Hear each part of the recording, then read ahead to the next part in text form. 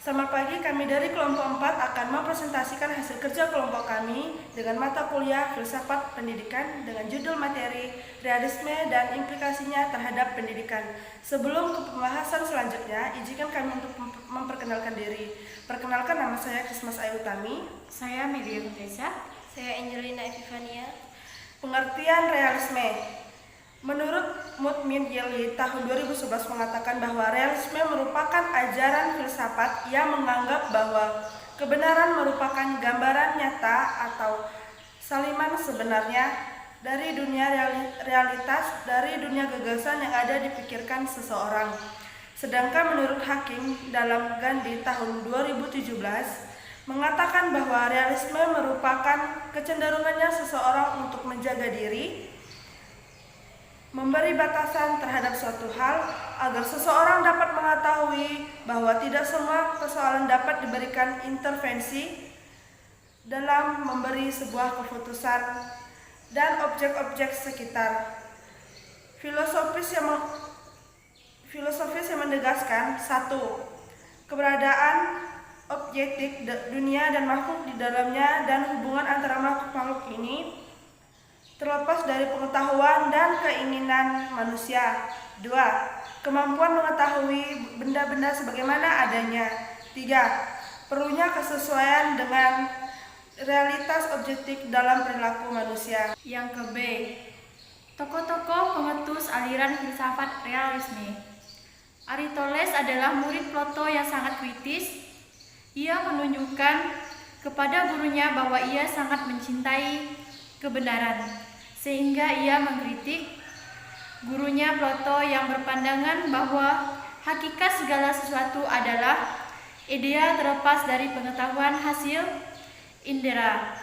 Baginya idea dan pandangan manusia merupakan sumber segala yang ada. Pandangan Plato bagi Aristoteles merupakan filsafat tentang adanya yang ada dan adanya yang tidak ada. Aristoteles melengkapinya dengan pandangan manusia berpotensi mengembangkan idea, dan pengembangan tersebut dipengaruhi oleh pengertian-pengertian, penglihatan, pengalaman, sehingga idea dan realitas segala yang ada menyatu dalam suatu terminologi filosofis. Mognis Susena 1992. John Locke, filsafat Locke dapat dikatakan anti-metafisika. Yang ke C, landasan filosofis pendidikan realisme. Yang pertama, metafisika atau hakikat realita. Jika filsafat realisme menekankan pikiran, jiwa atau spirit atau roh sebagai hakikat realitas, sebaliknya menurut para filsafat realisme bahwa dunia terbuat dari sesuatu yang nyata, substansial dan material yang hadir dengan sendirinya. Entity di dunia atau di alam tersebut terdapat hukum-hukum alam yang menentukan keteraturan dan keberadaan setiap yang hadir dengan sendirinya dari alam itu sendiri. Yang kedua, epistemologi atau hakikat pengetahuan. Ketika lahir, jiwa atau pikiran manusia adalah kosong, dilahirkan tidak membawa pengetahuan atau ide-ide bawaan. Pengibaratkan pikiran atau jiwa manusia sebagai tatubula rasa atau meja lilin atau kertas putih yang belum ditulis. Pengetahuan diperoleh manusia bersumber dari pengalaman, berpikir untuk menentukan objek-objek serta hubungannya yang tidak ia prereksi. Itu menurut Kolabhan and Clark 1983. Yang ketiga, aksiologi atau hakikat nilai. Karena manusia adalah bagian dari alam, maka ia harus tunduk kepada hukum-hukum alam.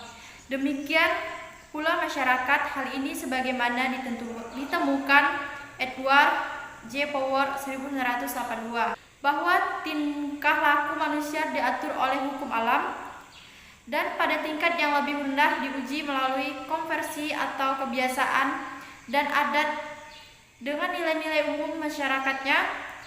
Pendapat umum masyarakat merefleksikan keberadaan yang keluar dari mereka sendiri, serta melebihkan pikiran maka hal itu berguna sebagai suatu standar untuk menguji validitas nilai-nilai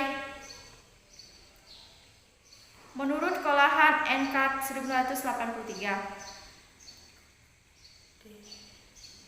Yang kedua, aliran filsafat pendidikan realisme. Aliran ini berpendapat bahwa dunia rohani dan dunia materi merupakan hakikat yang asli dan abadi. Kleiner membagi realisme menjadi dua. Yang pertama, realisme rasional. Memandang bahwa dunia materi adalah nyata dan berada di luar pikiran, ia mengamatinya terdiri dari realisme klasik dan realisme religius. Yang kedua, realisme natural ilmiah. Memandang bahwa dunia yang kita amati bukan hasil kreasi akal manusia, melainkan dunia sebagaimana adanya dan substansialitas sebab akibat serta aturan-aturan alam merupakan suatu penampakan dari dunia itu sendiri. Selain realisme rasional dan realisme natural ilmiah, ada pula pandangan lain mengenai realisme, yaitu neorealisme dan realisme kritis. Selanjutnya, filsafat pendidikan realisme. Pada hakikatnya, lahirnya realisme sebagai aliran filsafat sebagai sintesis antara filsafat idealisme Immanuel Kant di suatu pihak dan empirisme John Locke di pihak lain. Realisme kadang-kadang disebut sebagai neorealisme. John Locke memandang bahwa tidak ada kebenaran dari metafisik dan universal. Dia percaya bahwa sesuatu bisa dikatakan benar didasarkan pada pengalaman indrawi. Pada sifat induksi John Locke, jika mengingkari adanya kebenaran akal. Realisme adalah salah satu aliran yang ada di klasik, yang selalu didasarkan pada seorang nama besar, yaitu Aristoteles. Ia memandang dunia ini dari segi misteri. Semua hal yang berada di hadapan kita ini adalah salah satu yang nyata, tidak dapat terpisah dari alam pikiran kita, tetapi akan menimbulkan pemikiran melalui upaya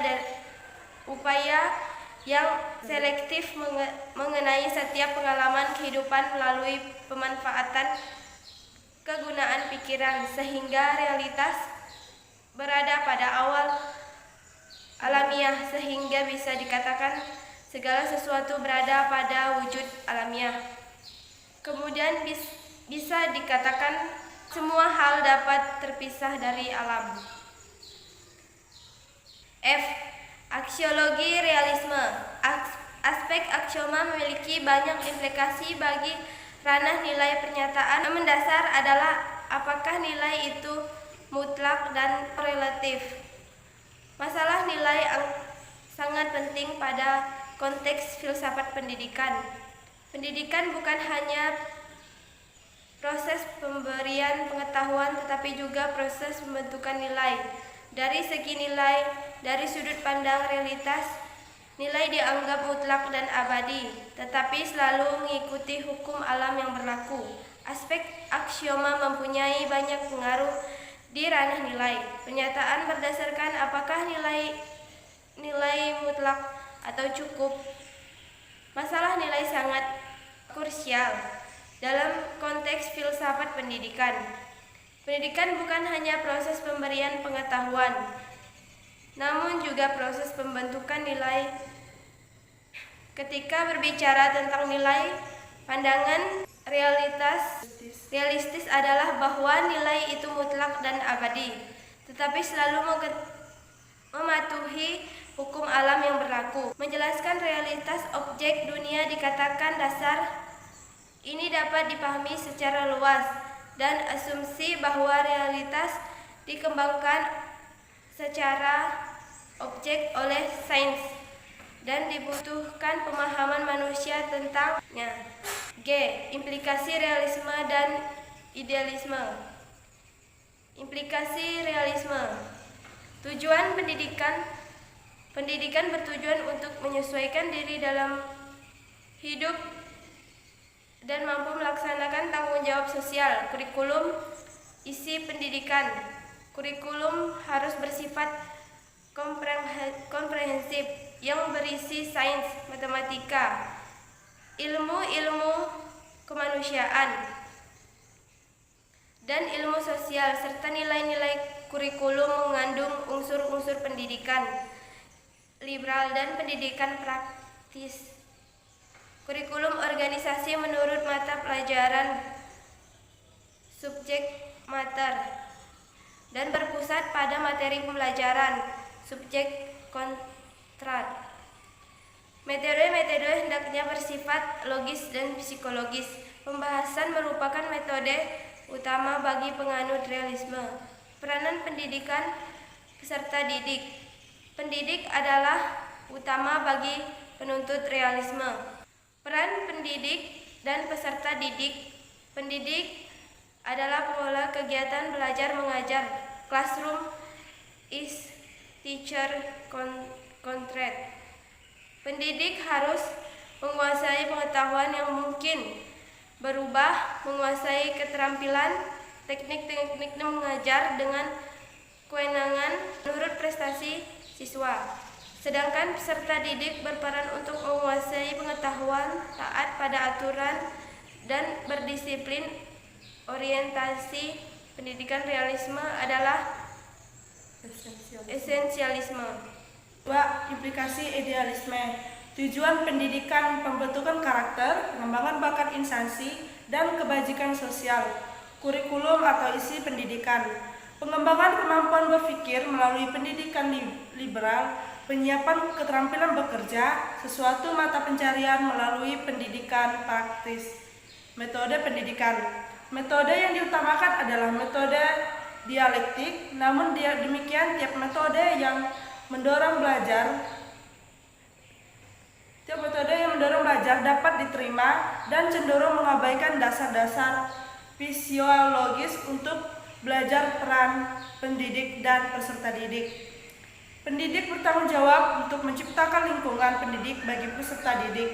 Pendidik harus unggul agar dapat menjadi teladan baik dalam hal moral maupun intelektual.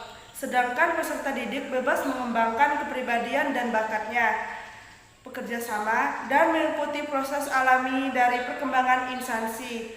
Orientasi pendidikan idealisme adalah esensialisme. Sekian dari presentasi kami. Jika ada kesalahan dalam tutur kata, mohon dimaafkan. Terima kasih.